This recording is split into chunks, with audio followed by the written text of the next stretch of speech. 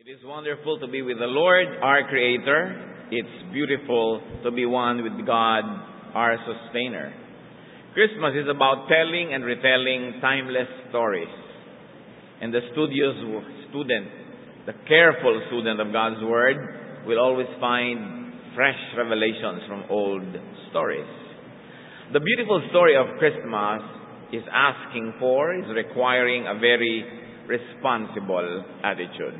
Ang ating pong pag-aaral, to further appreciate the spirit of Christmas, responsible responses to Christmas.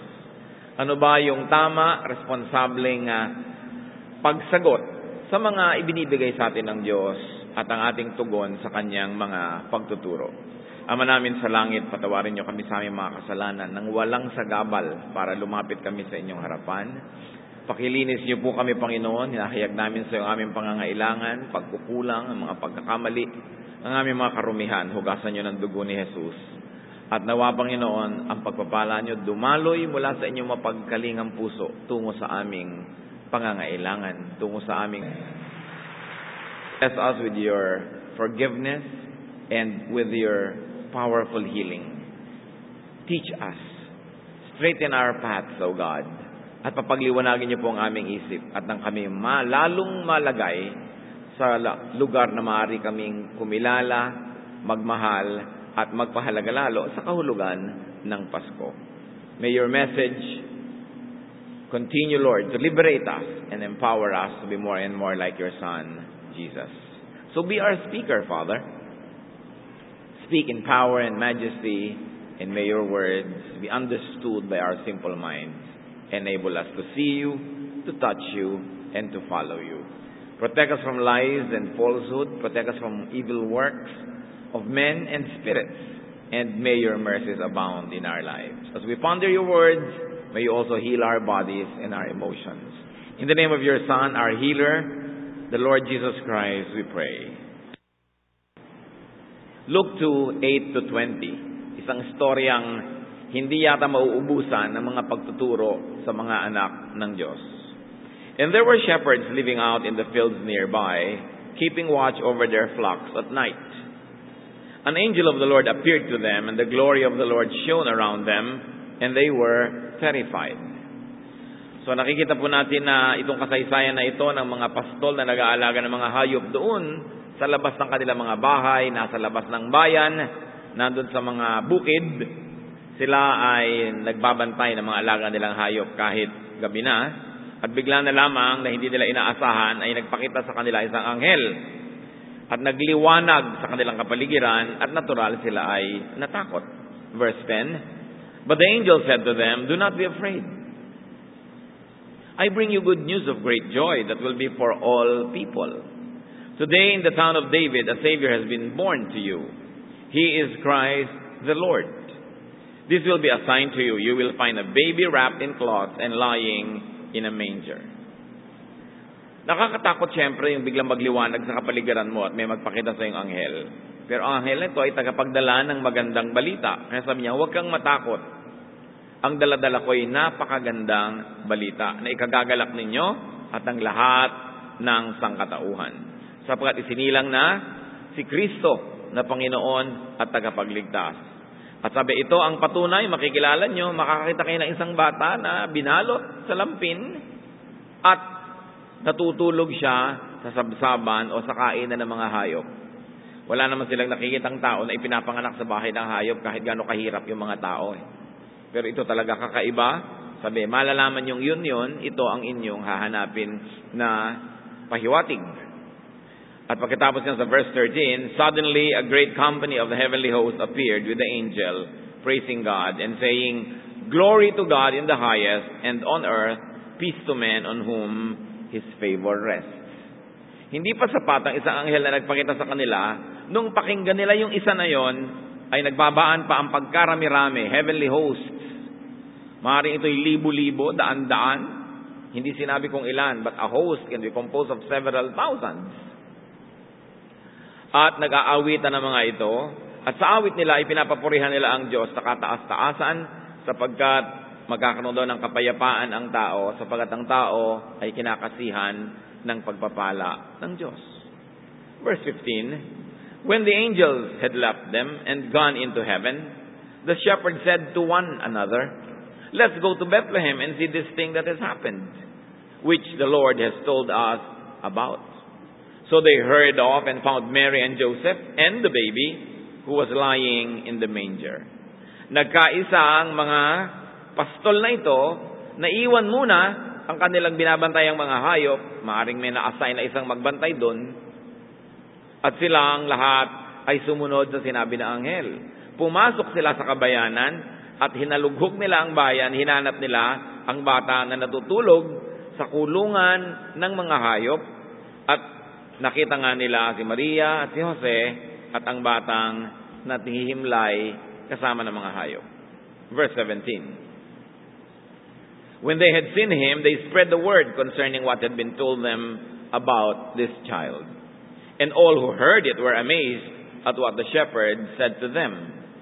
But Mary treasured up all these things and pondered them in her heart. The shepherds returned, glorifying and praising God for all the things they had heard and seen, which were just as they had been told. Matapos nilang mapatunayan na ipinanganak na ang Kristo, na alam nila ang kasaysayan ng kanilang bayan, alam nila ang hinihintay nilang tagapagligtas, kaya madali naman silang pagsabihan nito dahil hindi kakaiba sa kanilang kwento. They were familiar with this prophecy. At nung makita nila na totoo nga, ipinanganak na, at ang nagpatotoo doon, yung anghel na lumabas sa kanila. Kung nakakita lang sila ng bata na nandun sa bahay ng hayop, ano naman ang sobrang kagimbal-gimbal doon. Pero ang nagpatotoo, mga anghel na nagliwanag ang kapaligiran at kitang-kita nilang bumaba at bumalik muli sa langit. At sila ay namalita nito at ang lahat ng nakarinig ay na-amaze sila. Humanga, nagulat at natuwa. At samantalang si Maria naman, tahimik na pinagbulay-bulayan ang kahulugan ng lahat ng mga naganap na ito. Napakabilis kasi ng mga pangyayari sa buhay ni Mary.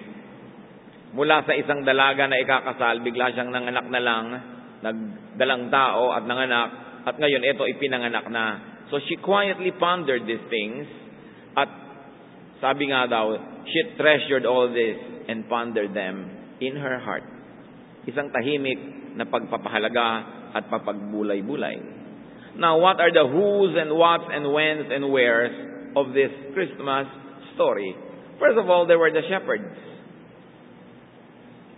Anong masasabi natin tungkol sa kanila? Mga simpleng tao. Ano ang malalim na pahiwatig nito? That Christmas is about dignifying the underclass. Hindi naman nagpakita yung mga anghel sa mga mayayaman, hindi nagpakita sa mga gobernador, hindi nagpakita sa mga government officials, nagpakita sa mga karaniwang tao. That Christmas is about affirming the outsider, the poor, the social outcast. That God and God's Son would be on the side of these people who have been being oppressed for a long, long time. And the angels were there. Heavenly message being brought by heavenly messengers. Anong nakikita natin dito? Christmas is the joining of heaven and earth, of the spirit and the flesh, of God and humans.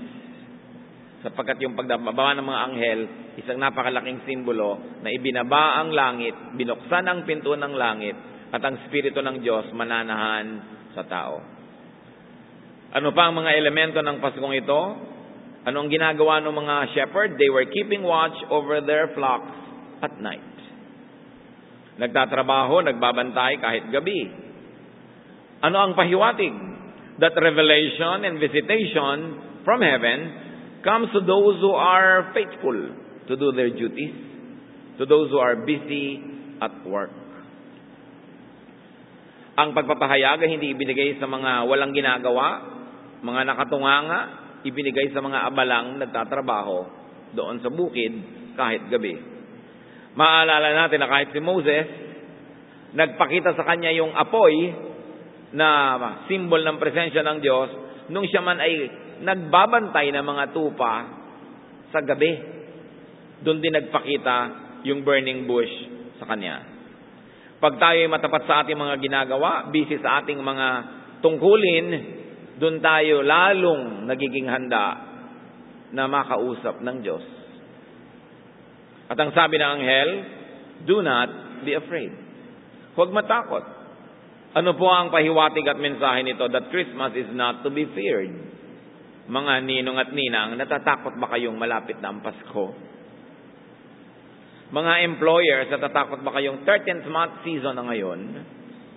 Natatakot ba tayo na marami na naman tayong dapat pagtaguan o pagpaliwanagan? It is the materialistic orientation that has become of Christmas that gives us fears. It is the materialistic orientation that has become of Christmas that encourages a culture of criminality pag malapit na ang Pasko. Dumadami ang kidnap, dumadami ang hold up, dumadami ang nakawan kasi dapat magkaroon ng maalat na hamon at kesong lasang amag.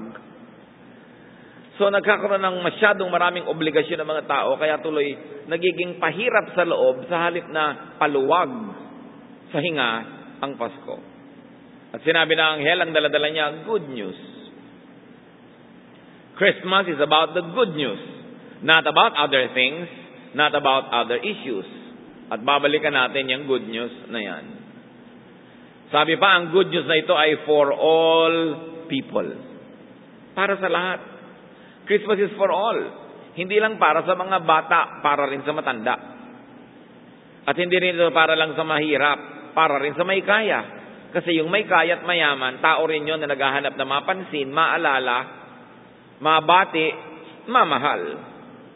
Ito ay para sa lahat. At ang center ng Pasko, sabi ng anghel, is the Savior. Christmas is about the Savior, therefore it is about salvation. The story of Christmas is the story of salvation. Kaligtasan, paghango ng Diyos sa tao, sa hirap at sa kawalang pag-asa. At anong makikita dito? Isang bata lying in a manger. Anak ng Diyos, hindi nakahiga sa waterbed, hindi nakahiga sa malaking kama, sa mga damo na ginawang higaan niya para siya ipanganak. The original Christmas was simple. Ang layo-layo na nung Pasko ngayon na iniisip natin. Simple. And it was about praising God. Yung mga anghel, pinuri ang Diyos. Yung mga nag-aalaga ng hayop, pinuri ang Diyos. Yung napalitaan nila, pinuri ang Diyos. Therefore, Christmas is about praising God. Dapat natin itong maalala kasi madali rin tayo, kahit tayo mga nagsasabing mga anak ng Diyos, madali tayong malunod at madala ng akala ng sanlibutan tungkol sa Pasko. But Christmas is about praising God. At nag-usap-usap yung mga pastol kung anong gagawin nila sa nadinig nilang balita at utos sa kanila ng anghel na puntahan si Jesus. Sabi, they said to one another. If you say things to one another, what is the message of Christmas? That Christmas is about communication and agreement. It's about consensus. Christmas is about unity. Ngayon, kung magpapasko kayo o Pasko kayo ng Pasko pero meron kayo hindi kinakausap, hindi kayo nakikipag-usap, hindi totoong Pasko yun. Nakita natin yung elemento, they said to one another, at sabi naman nila, let's go.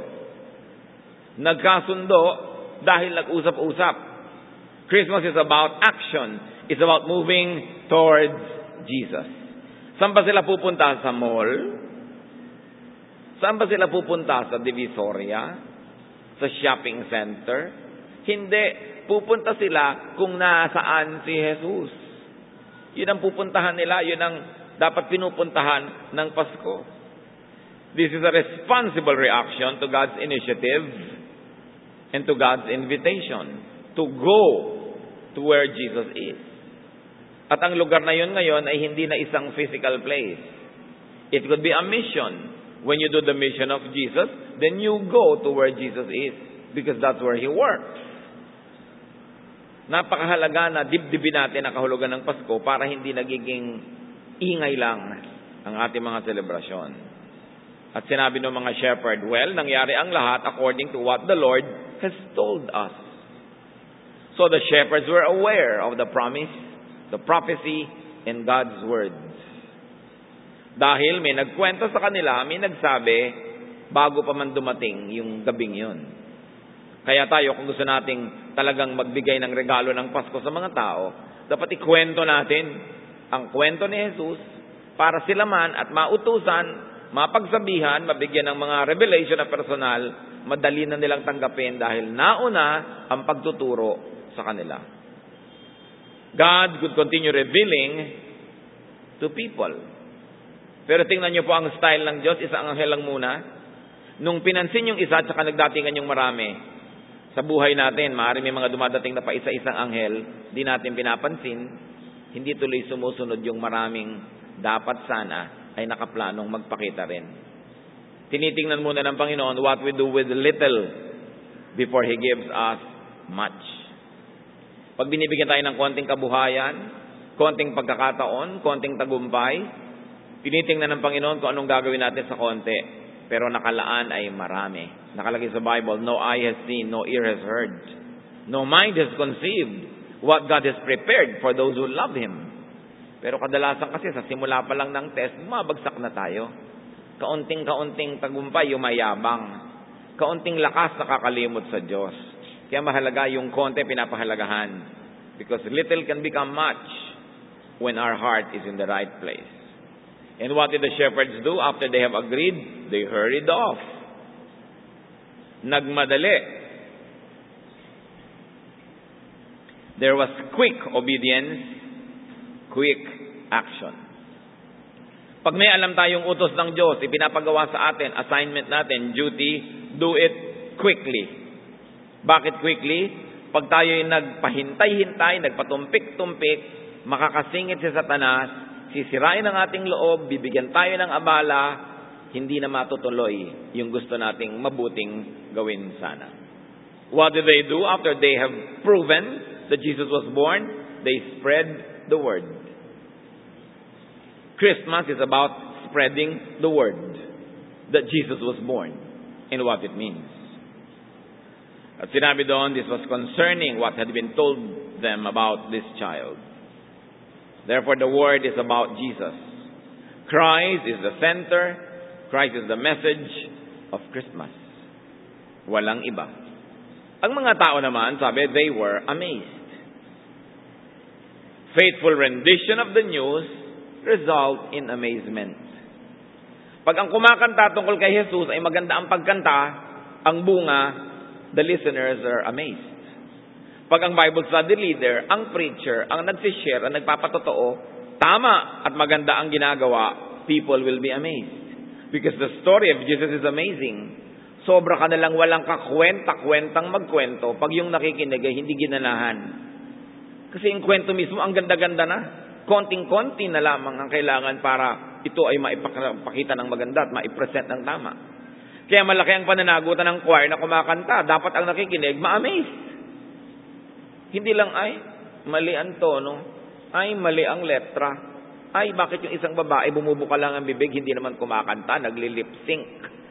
Pagka ganun, hindi na-amaze. Nakukonsume ang nakikinig. We have done injustice to Jesus. Ganon din yung preacher, yung teacher, ganon din yung presider, lahat ng may ginagawa na ipine-present ang gawain ng Panginoon. Pag walang kwenta ang pag-handle, people are not amazed. The story is amazing and it demands a beautiful and faithful rendition. Si Mary, she treasured up all these things in her heart.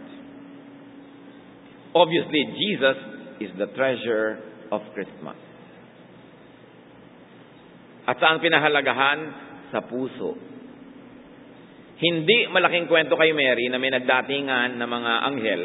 Hindi malaking kwento sa kanya na may nagdatingan na mga shepherd. Ang kwento sa kanya, si Jesus. At kung ano ang kahulugan nito. She pondered them in her heart. Therefore, Christmas is about pondering. It's about reflecting on Jesus.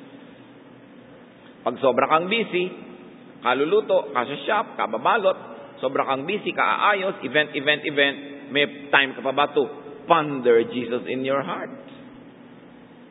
Kaya ang nangyayari, iba pagod na pagod pagkatapos ng Pasko, nagkaka-nervous breakdown, hirap na hirap, umiinit ang ulo sa dami ng ihahanda, sa dami ng gagawin, nagsisigawan na yung mga pagkakapatid dahil nagde-decorate at maraming gagawin.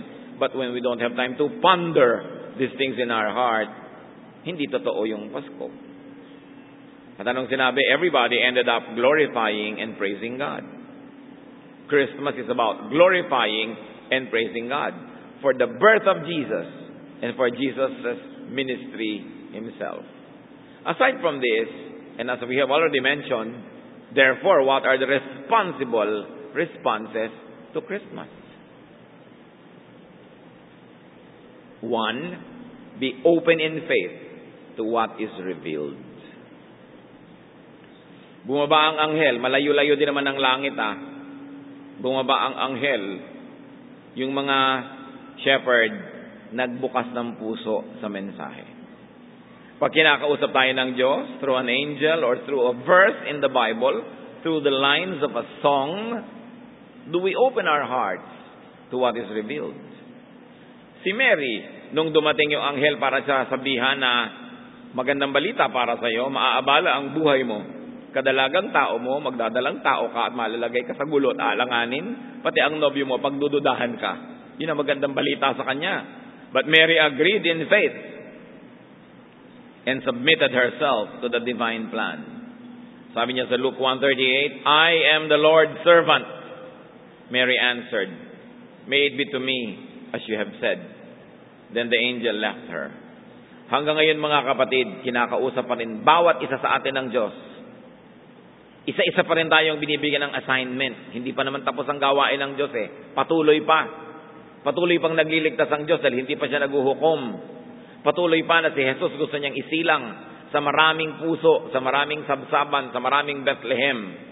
Pero may mga Mary pa rin na hanggang ngayon sinasabi niya, maaabala ka, malalagay ka sa alanganin, mapapagod ka. Ang mga plano mo kailangang isa-isang tabi mo dahil may ibang plano ako para sa iyo. Natutupad ang Pasko araw-araw kung pumapayag tayo sa sinasabi ng Diyos na gawin natin. At hindi tayo nililinlang ng Diyos. Malinaw lagi that there is a price to pay, that there is a high cost. But, of course, the work of Jesus is the biggest project of all. Kaya ang tao hanggang ngayon, pwedeng maging kasangkapan ng patuloy na Pasko. May Pasko tuwing si Jesus isinisilang sa puso ng ibang tao. Dahil may mga Maria na handa na isa-isang tabi ang kanilang personal convenience and plans and desires to be instruments of God. Now the shepherds saw the angels. They heard the news. They left their flocks and looked for Jesus. Hindi naman din madali. Malayo din yung bukid mula sa bayan, pero hinanap nila si Jesus. Saan nyo kailangang hanapin si Jesus? Hindi na kailangan magpunta sa Bethlehem. Saan mang Bible study na nakikita nyo si Jesus? Saan mang worship na nakikita nyo si Jesus? Saan mang gawain na nakakapaglingkod tayo at kasama nating naglilingkod si Jesus? Yun ang ating Bethlehem na dapat puntahan. At patuloy pa rin tayong pinapapunta ngayon. Walang naiiba. At ang nangyari sa mga taong nakinig sa patotoo ng mga shepherds na ito, they were amazed.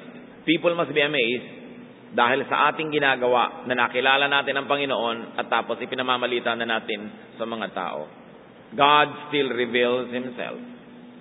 So in the story, what is another responsible response? As we have said, share the good news. Yung iba naman, magpapadala na lang ng Christmas card, yung spelling pa ng Christmas, Xmas. Na wala pa si Jesus. Ang iksi-iksi, ilang letra ba yung Christ? C-H-R-I-S-T. Ilan yun? Ang konti. Papalitan pa ng X. Xmas. Napaka-irresponsable. Can you tolerate that na idinadrop yung pangalan ni Kristo? Pinapalitan ng X. Share the good news. The good news is that Christ was born. Magpapadala ka lang ng Christmas card, mga matatabang mama pa na nakapula. Ano naman ang kinalaman nun? Maisasave ka ba nun? O mga drawing ng mga puto bongbong. Masarap, pero hindi savior. Hindi yun ang kwento ng Pasko. Kaya dapat alam natin kung ano yung kwento ng Pasko. Luke 2:17, when they had seen him, they spread the word concerning what had been told them about this child. Kung ang mga anak lang ng Diyos, responsibly sharing Jesus to one person a month,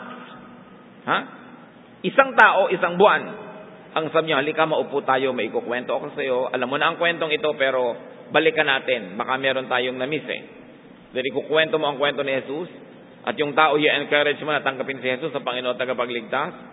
Tigi-tigisa lang tayo sa isang buwan, dapat din na tayo kasya dito noon pa. Tingnan nyo, may mga bakanting upuan pa sa tabi nyo. Alam nyo ba mga kapintasan ninyo at pagpintasan ko na may mga bakante pa dyan? May lugar na nga, binabayaran na natin yung rent, wala pa yung tao. Paano? Wala naman tayong bit-bit dito, kundi cellphone at bag pag nagpupunta. Dapat dinadala mo ang tao tulad nito mga shepherds na ito. Hindi lang sila shepherd, they were disciples and disciplers. Ipinapamalita nila. Na pagka nakarinig ka ng balita, marami naman sa atin very responsible. Yung nga iba nagtatayo pa ng mga site nila sa internet at kung ano-ano, kinukwento doon ang mga narinig nila sa message. Yun, ginagamit natin yung technology. It's very, very responsible. Tiyakin nyo lang na ang kinukwento nyo, tama. No? Kasi baka mamaya, nababaluktot na yun. Pagka ikinukwento, dapat tama. Dapat faithful yung rendition. So, napakahalaga na ginagawa natin yun. Na tayo ay nagkukwento. At gayahin din natin si Mary, ponder the wonderful news. Meditate on it. Pag-usapan at pag-isipan, kinakausap mo ang sarili mo, ano bang kahulugan sa akin ni Jesus? May sakit ako ngayon, anong kahulugan niya? Maraming pera ako ngayon, anong kahulugan niya? Wala akong pera ngayon, anong kahulugan niya? You always ponder the meaning of Jesus in your life. Find its significance to the whole of humanity and very especially to you personally. Luke 2:19, but Mary treasured up all these things and pondered them in her heart. What is the great meaning of Christmas? Nasabi ko, babalikan natin. Ano nga ba? Pag tinanong tayo, halimbawa, ng isang hindi Kristiyano, hindi Protestante, hindi Katoliko, iba ang background, ibang-iba. Sinabi sa'yo, ano ba talaga kahulugan ng Pasko? Ba't kayo nagse-celebrate? Siyempre, sabihin natin, dahil isinilang na ang tagapagligtas. Anong alam natin tungkol dun? Reviewin natin so we can tell it correctly. At kung hindi pa natin alam, ating malaman man lang natin. What is the story of Christmas? First of all, the background, man is sinful. Makasalanan ang tao. Doon nagsisimula ang Pasko, sa kasalanan. Kung walang kasalanan, walang kailangan na Pasko. Romans 3:10, as it is written, there is no one righteous, not even one. So given, makasalanan ng tao, ano pang susunod doon? Sin is to be judged. Banal ang Diyos, paparusahan niya ang kasalanan. At ang parusa sa kasalanan, hindi ka makakapiling ng Diyos sa kabilang buhay. Oras na namatay ka, hindi ka nasasama sa Diyos magpakailanman kung ikay mamamatay na makasalanan at kamatayan mo ang iyong kasalanan. Romans 6:23, for the wages of sin is death. Ang kabayaran ng kasalanan ay kamatayan. Kamatayan ng katawan at kamatayan ng espiritu, panghabang panahong pagkawalay sa Diyos. Therefore, all people will be condemned. Why all people will be condemned? Because all have sinned. And sin will be judged. Therefore, all people who have sinned will be judged. Ephesians 2:3, all of us also lived among them at one time, gratifying the cravings of our sinful nature and following its desires and thoughts. Like the rest, we were by nature objects of wrath. Sabi nitong sumulat ng Ephesians, tayong mga mananampalataya, tulad din ng mga hindi mananampalataya, ganun din tayo nung araw. Once we were also ruled by our selfish desires. We made God angry, and we were going to be punished like everyone else. At ano pa ang kasunod niyan? All have sinned, sin will be punished, therefore everybody will be punished. But God loves people and does not want them to perish. God sends Jesus to be the sacrifice, the payment for our sins. The justice of God requires that sin be paid for.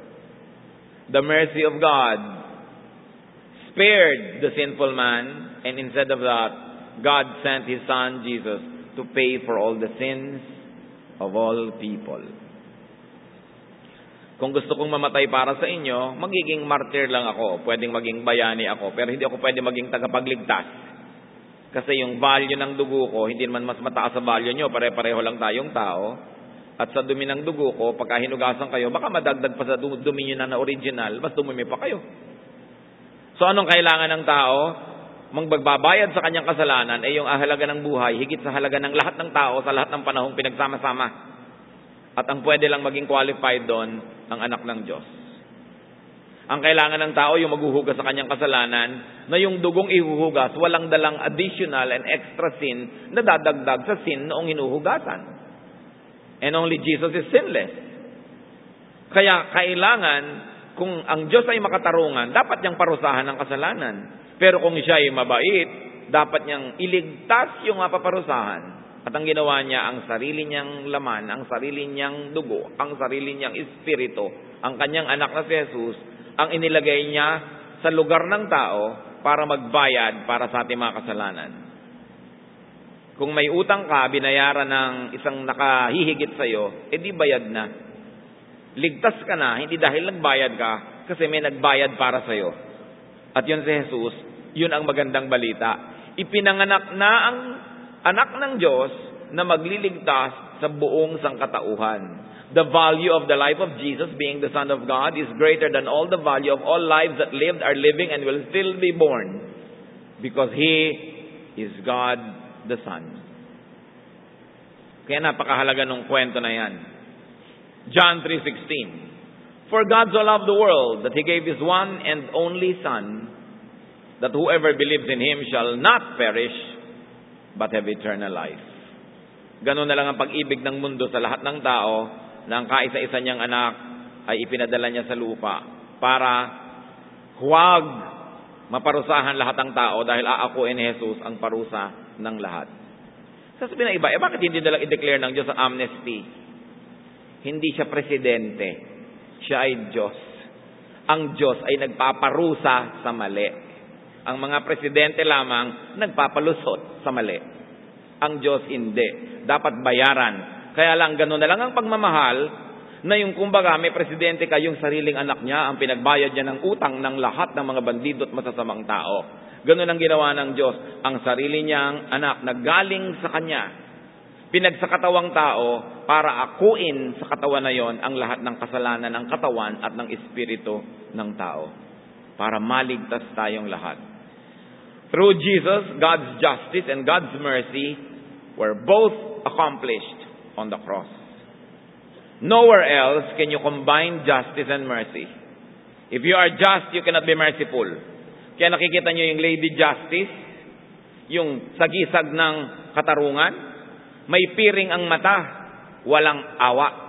May hawak na timbangan, may hawak na tabak, yung timbangin at kulang, tatagain niya. May takipang mata niya. Hindi niya sinisilip, ay kamag-anak ko pala to, ay kapartido ko pala to, absuelto. Hindi gano'n ang justice. At hindi gano'n ang Diyos. Kaya babayaran ng kasalanan, kaya lang may nagbayad. Siya rin, kasi sa Diyos din naman galing si Jesus. Na-satisfy pareho. Ngayon, kung kayo maawain, hindi kayo pwedeng maging hukom. Because kung maawain kayo, you cannot be just. Pero kita nyo yung himala, justice and mercy nagsabay, sa krus lang pwedeng mangyari. Isang malaking himala. Yun ang good news. That God never compromised His justice, but God continued to be merciful through Jesus. Without Jesus, there can be no salvation. Because He is the only Son of God, capable of saving people and willing and able to save people. Hebrews 10:10, we have been made holy through the sacrifice of the body of Jesus Christ once for all. Minsan lang ang sakripisyo ni Jesus. Bakit? Because Jesus is God. He is a man, but He's also God. Therefore, everything He did is timeless. Hindi lang effective nung panahon niya. Retroactive sa panahon na hindi pa siya isinilang at effective sa panahon kahit bumalik na siya sa langit. Kasi ang ginawa niya as divine is timeless. Effective for all. Matthew 20:28, the Son of Man did not come to be served, but to serve, and to give His life as a ransom for many. Sa isang buhay na namatay, lahat ng patay na buhay. Pero hindi automatic. Hindi ko mo namatay si Jesus at nabuhay na muli, lahat ng tao saved na. Kailangan marinig yung balita na yon, paniwalaan yon, tanggapin yon sa puso, at buksan ang puso kay Jesus at tanggapin siyang Panginoon at tagapagligtas. It's not enough to know that Jesus is Savior. You've got to make Him your personal Savior. Kaya ang kwento dapat super linaw. Na hindi, ay, ang ganda pala ng kwento. Pero yung tao naman hindi na-challenge na magsisi. Hindi na-challenge sa talikuran ng kanyang kasalanan. Buksan ang puso niya at tanggapin si Jesus. Kwento lang. Kaya responsible dapat yung response. Ang ending dapat ng ating tunay na pagtugon sa Pasko, may masave. Una ikaw, at tapos lahat ng kukwentuhan mo masave. Dahil ang ganda mo magkwento. Whoever hears the good news, whoever believes in and accepts Jesus as Savior, gets saved. Because their sins are charged to Christ. Biglang si Jesus ang nagiging tagapagbayad, kaya siya ang tagapagligtas.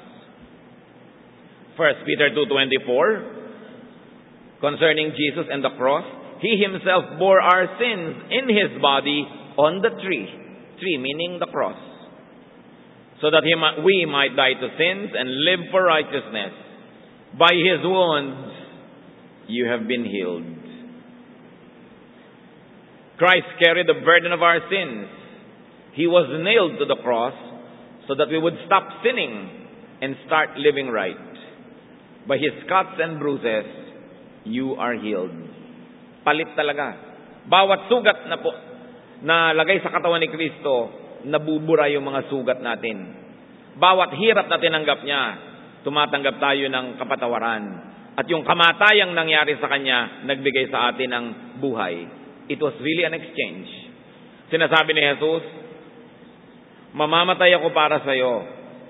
Ibigay mo sa akin ang iyong kasalanan, at pag nasa katawan ko na, babayaran ko ng aking kamatayan. At ibibigay ko naman sa iyo ang aking kabanalan. Kaya nung si Jesus ay mamamatay na, ang kabanalan niya ibinigay niya sa lahat ng nananalig at mananalig pa sa Kanya. At kinuha niya lahat ng kasalanan ng mga yon, ng mga nananalig at mananalig pa. Kaya naging pinakamakasalanan si Jesus bago siya mamatay. Anong ginawa ng Ama? Because the Father in heaven cannot have fellowship with sin, God turned His back on Jesus. That's why Jesus said on the cross, Father, Father, why have you forsaken me? Naramdaman niyang iniwan siya. Dapat tayong lahat ang iwan ng Diyos Ama. Pero dahil ibinuntun sa Kanya ang mga kasalanan natin, siya ang iniwan at namatay siyang mag-isa. No death could be lonelier than that. When your own Father in heaven turns His back on you, when your disciples leave you, when your followers desert you, and when everybody hurls insults at you and causes your body to be inflicted with wounds. That is the other side of the Christmas story. Because the Christmas story is only one half of the story. The Holy Week story, the Passion of Jesus, is the other side of the same coin. Magkasama sila, hindi sila magkahiwalay. 2 Corinthians 5:21, God made Him who had no sin to be sin for us, so that in Him we might become the righteousness of God. Christ never sinned, but God treated Him as a sinner, so that Christ could make us acceptable to God. Sa halip na si Jesus ang i-welcome ng Ama, siya ang tinanggihan at tayo yung winelcome, kasi tayo ang naging Jesus at si Jesus ang naging tayo. Yung kasalanan natin nalipat sa Kanya, yung luwalhati niya nalipat sa atin. Kaya ganun dapat ang paggalang natin sa ating sarili, sa ating katawan, sa ating isip, sa ating buhay. Dahil tayo na ngayon yung Kristo. Christ is in us. We are now the temple of God. Kaya dapat lalo nating igalang ang kapwa, lalo mga mananampalataya, lalo mga lingkod ng Diyos. Dahil sila na ngayon yung instrumento ni Jesus. Hindi si Jesus ang naglalakad, ang mga missionaries. Hindi si Jesus ngayon ang nagpipreach, ang mga preachers. Hindi si Jesus ang nagtuturo, ang mga teachers. Hindi si Jesus ang sumasayaw, yung mga dancers. Hindi si Jesus ang kumakanta, yung mga singers, mga instrumentalists, lahat ng naglilingkod. Tayo ngayon ang katawan ni Kristo. At kung inuunawa natin ang halaga nito, grabe dapat ang paggalang natin sa isa't isa. Hindi mo chinichismis, hindi mo sinisiraan, hindi mo pinipintasan. Kung nagkakamali, tinutulungan mo uli, pinipick up mo uli. Tinutulungan mo ang bawat isa na buhatin ang kanyang burden. Tingnan nyo si Jesus. Si Jesus na nga, may tumulong pa sa kanya magbuhat, di ba? So dapat nagtutulungan tayo. Lahat yan ang kahulugan ng Pasko. Pagka hindi yan totoo sa atin, walang Pasko kahit na ang dami-dami mong hamon. Kahit ang parol mo, kasi laki ng bahay, at lahat ng kuryente ang napunta na sa bahay mo sa dami ng ilaw, wala ka pa ring Pasko. Fake yun. Pag hindi natin inuunawa itong mga kahulugan na to, the story of Christmas. Christ's sinlessness and holiness is given to the believers. Romans 3:22, the righteousness from God comes through faith in Jesus Christ to all who believe. God accepts people only because they have faith in Jesus Christ. Romans 5:18, consequently, just as the result of one trespass of condemnation was condemnation for all men, so also the result of one act of righteousness was justification that brings life for all men. Everyone was going to be punished because Adam sinned. But because of the good thing that Christ has done, God accepts us and gives us the gift of life. Kung paano lahat tayo na damay sa pagkakasala ni Adan, lahat naman tayo ay nahango sa ginawa ni Jesus. The first and the last Adam. Therefore, faith means righteousness. Dibdibin nyo ito mga kapatid. Pag nananalig kayo kay Jesus, ang tingin sa inyo ng langit, banal kayo. Kasi ang nakikita ang dugo ni Jesus, hindi ang kasalanan natin, na hinuhugasan ni Jesus. Kaya righteousness is still the requirement for salvation. But because we cannot achieve righteousness on our own, righteousness is freely given to those who believe through the sacrifice of Jesus. Jesus is the center of Christmas. He is the center of everything. Romans 4:5, however, to the man who does not work but trusts God who justifies the wicked, his faith is credited as righteousness. Kaya hindi mo na kailangang ipako ang sarili mo, hampasin ang sarili mo, pahirapan para ka lang pakinggan ng Diyos. Manalig ka kay Jesus, gawin mo siyang Panginoon at tagapagligtas, at ang tingin sa'yo ng langit, banal. But you cannot make God accept you because of something you do. God accepts sinners only because they have faith in Jesus. And the promise is that they will no longer be condemned. Yun ang good news. Romans 8:1, therefore there is now no condemnation for those who are in Christ Jesus. If you belong to Jesus, you won't be punished. Kaya pag Kristiyano ka, kahit ano pang dumating sa buhay mong hirap, kahit nalulungkot ka, napapagod, nahihirapan din, pero hindi nawawala sa iyo yung joy kasi alam mo hindi ka na husgahan eh. Alam mo naligtas ka na. Hindi dahil mabait ka, dahil mabait ang Diyos. Binigyan ka ng libreng kaligtasan dahil nanalig ka kay Jesus. Jesus Christ, salvation is for all people. Kaya dapat ito dalhin sa lahat ng tao. Napakahalaga, mga kapatid. Salvation is still the story of Christmas. Huwag nating aalisin yan. People are to hear, believe, accept, share, and ponder this good news. Have you heard this good news? Or have you heard it well? Kung minsan naman, nadidinig natin yan, putol-putol, kapra-kapraso, hindi buo. Hindi mo maintindihan kung bakit nga ba Savior si Christ, bakit isinilang na ang tagapagligtas, bakit nga ba may salvation. God hates sin. Sin will be punished. All men are sinners. Therefore, all will be punished. But God loves people. He sent His Son to take all the punishment for all people and to give to the believers His holiness. Therefore, the believer is holy. We are all saints. Kahit nakakakilabot isipin at hindi bagay, we are all saints. Tawagin nyo nga ang katabi nyo, saint. O di ba kinilabutan siya dahil alam din naman niyang hindi bagay. No? Pero, salamat, ang bait-bait ng Diyos, ang tingin ng langit sa ating lahat, saints.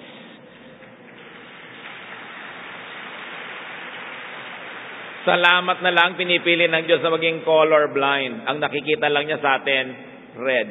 The blood of Jesus. Not the blackness of our sins. Salamat na lang, may Pasko. Have you accepted Jesus in your heart as your Savior and Lord? I don't like to miss this opportunity. Let's bow our heads before the Lord and close our eyes and pray. I like you to think well. Kung naisip niyo na ito noon, hindi kalabisang isipin uli. Walang overdose ang salvation. Have you accepted Jesus as Savior and Lord? Malinaw na bang nasabi mo, Jesus, makasalanan ako, ang dugo mo lang ang pwede maglinis sa akin, tinatanggap kitang tagapaglinis, tagapagligtas, Panginoon. Kung hindi ito malinaw sa iyo, o parang nagawa mo na pero hindi malinaw, gusto ko maging malinaw ngayon, maging totoo ang Pasko. Walang overdose, walang nasosobrahan, pero pwedeng kumulang. So dapat kahit iniisip mong alam mo na, sipin mo uli. At ngayon, habang lahat ay nakayuko, gusto ko imbitahin lahat ng mga nagsasabi, hindi ako sure, pero gusto ko maging sure, gusto kong tanggapin ngayon si Jesus kasi mas lalo ko naintindihan ngayon. Sino ang nagsasabi niyan? Mananalangin tayo, tatanggapin niyo si Jesus, ang mga kasalanan niyo aalisin niya, ibibigay niya sa inyo ang kanyang kaligtasan, and heaven will see you as a saint because of your faith. Whoever would like to say that to Jesus right now, stand up. We're going to pray. Stand up because we're going to accept this salvation from Jesus. We're going to accept Jesus as Savior and Lord. Walang masamang madoble. Kung nagdududa kayo, kung totoong nagawa nyo na yon, hindi masama. Hindi kayo papagalitan ng Diyos na gusto nyo maging sigurista. Pero yung mga nakakatiyak na, you may remain seated. Kung sure na kayo that you have accepted Jesus as Savior and Lord. Tumayo ang meron pang nais dahil mananalangin na tayo. Humabol kayo sa Pasko at sa kahulugan nito. Huwag sayangin ang pagkakataon. God does not want religion. God does not want attendance in church. God wants that you accept His Son, Jesus, and make Him Lord. Salamat sa Panginoon sa napakarami ngayong magkakaroon ng tunay na Pasko. At kung nagkaroon na nun at hindi malinaw, lilinaw lalo. I want you to pray to God. Ipagtapat nyo ang inyong mga kasalanan. Kahit hindi na isa-isahin yan, alam naman ng Diyos. Ang aaminin lang natin, yes, makasalanan ako. At kung meron kayong mga talagang mga kasalanang gusto nyong ipahayag sa Diyos, yung mga pinakagusto nyo, may panahon para sabihin yon. Humingi kayo ng tawad ngayon sa Diyos. Aminin nyo ang inyong mga kasalanan. Aminin natin ang mga kasalanan natin sa Diyos. Ngayon na, in silent prayer.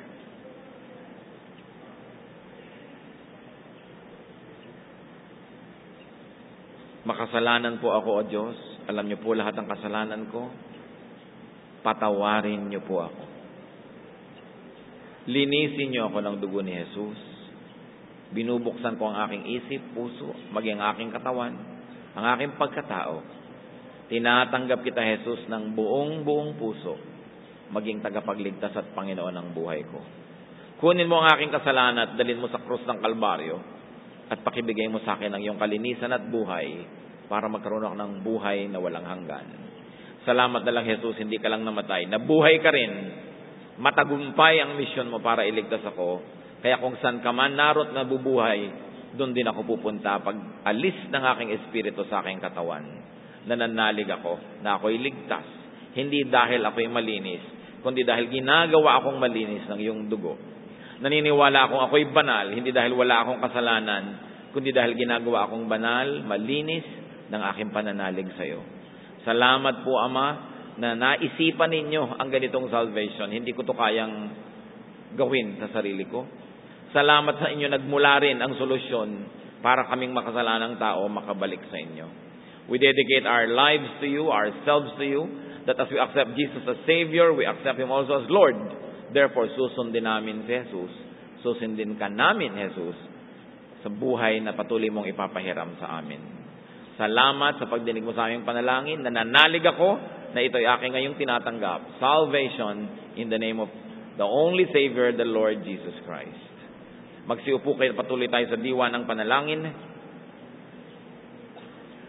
Yung mga nanatiling nakaupo, inaasahan kung dahil sure na kayo sa inyong salvation. Right now, lahat tayo in silence, magpasalamat tayo sa Panginoon dahil tayo yung mga ligtas. At alalahanin nyo sa prayer na maging missionary tayong lahat, ikwento nyo ang kwento para sila man, mga kilala, kaibigan, mahal natin sa buhay, maging hindi natin mga kilala, tumanggap sa Panginoon dahil magaling kayong magkwento at matyaga. Pray to God that God may bless you like the shepherds as good storytellers so that you may spread the news. In silent prayer, ilapit nyo ang mga hadlang kung may hadlang sa inyong pagiging magandang tagapagbalita.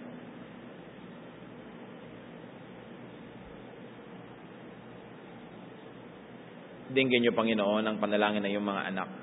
We dedicate ourselves to you that we may be Christmas cards, that we may be electronic messages, that we may be personal sharers, na sa aming mga gagawin, makilala ng hindi nakakakilala si Jesus. Maunawaan ang Pasko, maligtas sila sapagkat kasya para sa aming lahat ang dugo ni Jesus. Lord, use us as your instruments. We thank you in the name of Jesus, our Lord and Savior. Sabi po sa Mark 16:16, whoever believes and is baptized will be saved, but whoever does not believe will be condemned. Ang hindi nananalig, mapaparusahan. So do you share and spread the good news.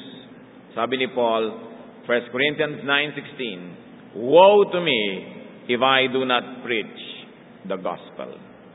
Sumpain ako kung hindi ko ipinamamalita ang mabuting kaligtasan.